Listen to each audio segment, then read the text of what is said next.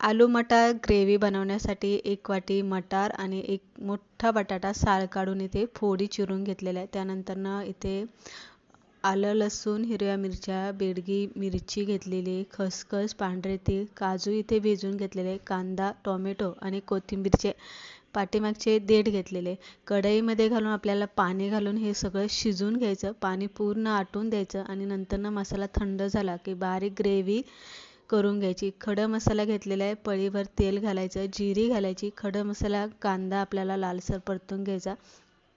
केलेलं वाटण सगळं यामध्ये घालायचं आणि जे मसाले आपल्या घरामध्ये नेहमीच्या वापरातले ते सगळे मसाले यामध्ये घालून कोथिंबीर घालायची.